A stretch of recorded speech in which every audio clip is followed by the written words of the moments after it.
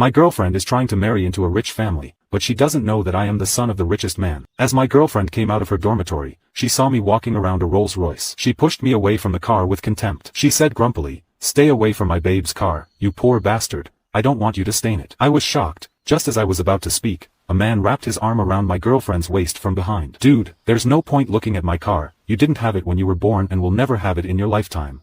Looking at the two of them in front of me, I finally realized that I might have been cheated on. Instead of feeling embarrassed about being caught cheating, my girlfriend told me openly, "I got together with you so that you could write my paper. Now, I don't need to pretend anymore. Let's break up." With that, she got into the Rolls Royce with the man, hugging each other. Slowly, I recovered from my shock. I made a call to the police. "Hello, I want to report the theft of my Rolls Royce worth $15 million.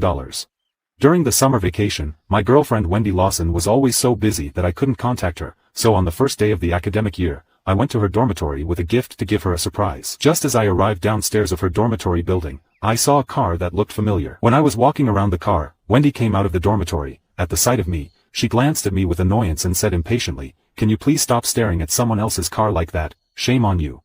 I was just about to explain that the car was mine, curious about why it ended up here after I put it in a car wash. But before I could say anything, a man hugged Wendy and kissed her right to my face. Seeing my shocked look, he asked with a smug smile, "Baby, didn't you tell me you broke up with this poor bastard long ago? What is he doing here now?" Originally, I wanted to ask her when we broke up, but Wendy just gave me a dirty look and said, as expected of a poor loser, "He kept pestering me once he couldn't accept the breakup." The man responded with an seeing me looking at the Rolls Royce from time to time, he couldn't help laughing again. "Dude, there's no point looking at my car. You didn't have it when you were born and will never have it in your lifetime." Wendy gave the man a smile I had never seen before and said, "That's right, stay away from my babe's car. I don't want you to stain it." The man waved his hand indifferently and said, "It doesn't matter, just let him look at it. If he stains it, I'll just buy another one. The last thing I lack is money."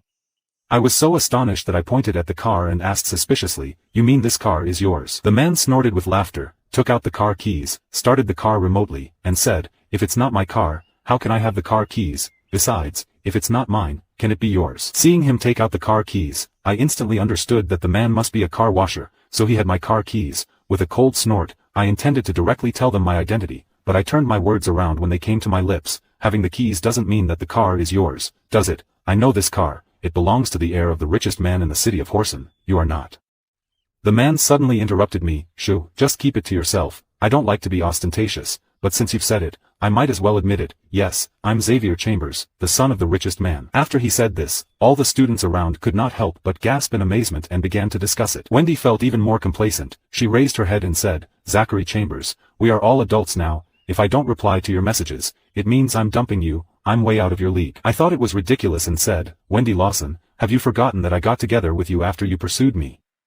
Wendy's face changed as if she didn't expect me to expose her so mercilessly like this, but she quickly recovered and said, "I agreed to be your girlfriend because you can help me write my papers. Come on, do you think I would fall in love with a poor loser like you? Let's break up." I pointed at Xavier and asked, "Do you want to break up with me just because of him?" Wendy rolled her eyes at me and said, "No, it's because you're too cheap. Every time I went out to eat with you, you always took me to some secluded so-called private restaurants and bragged that those little restaurants were opened by Michelin star chefs, making me ashamed. By contrast, Chavi always takes me to those truly decent restaurants, each of which requires a membership card. I guess you don't even have the qualifications to go in, do you?"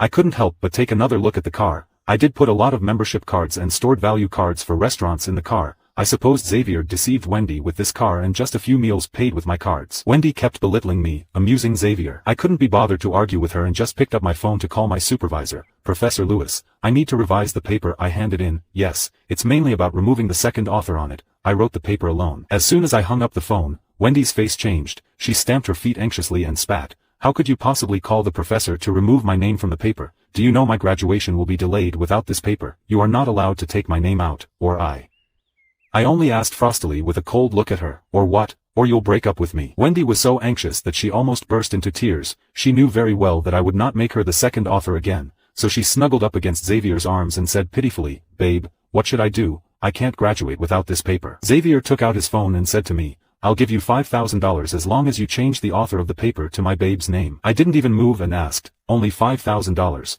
as the son of the richest man? Is that all you can give? Shouldn't it be at least $500,000? Now you can watch the second part by pressing share and more. Xavier's face darkened. A car washer like him could never come up with $500,000, so he turned to look at Wendy and comforted her. "Babe, it's just a paper, we don't need it, given our rich family, it doesn't matter whether you graduate or not, I won't despise you because of this. With Xavier's assurance, Wendy finally looked better. Although she still wanted the paper, she didn't dare to refute Xavier's words and just said with affected calmness, "That's right, I won't mind at all if I can't graduate, I don't give a damn about this, after all, I already have Chavi, only poor ones need a diploma to change their lives, I don't need it at all." The moment she finished speaking, the schoolmates around booed, but Wendy only believed that they did it out of jealousy, so she retorted, "Am I not right? So what if you graduate, you'll still just slave for my babe." "Really? But it seems that you are only worth $5,000 in your baby's eyes.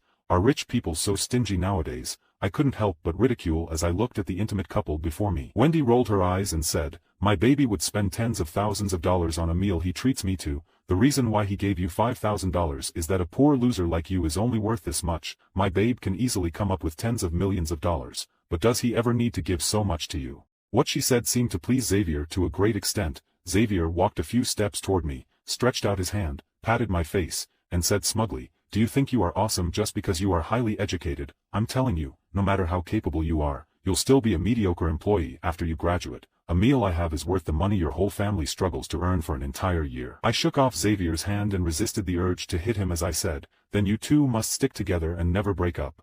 Wendy touched her flat belly and said, "Of course we won't, I already have Chavi's child, we are solid, how can we break up?" After she said this, Xavier burst out laughing and said to me, "Ha ha ha, are you envious? One said you only touched her hand at most, how could you know how intimate one and I are? You'll never know in your life how passionate one is." Wendy was not angry at his words, instead, she looked at me with disdain and said, "I felt nauseous for a long time after he held my hand, and I kept washing until my hand almost peeled, perhaps because of the unique odor of a poor guy like him, I feel my hand is still uncomfortable." With that, she wrapped her arm around Xavier and directly left without even a glance at me. Staring after the two of them as they left, I didn't stop them or expose Xavier. I was just a little curious to see whether Wendy would regret it enough to commit suicide if she knew I, instead of Xavier, was the son of the richest man in Horsen. Now you can watch the third part by pressing share and more.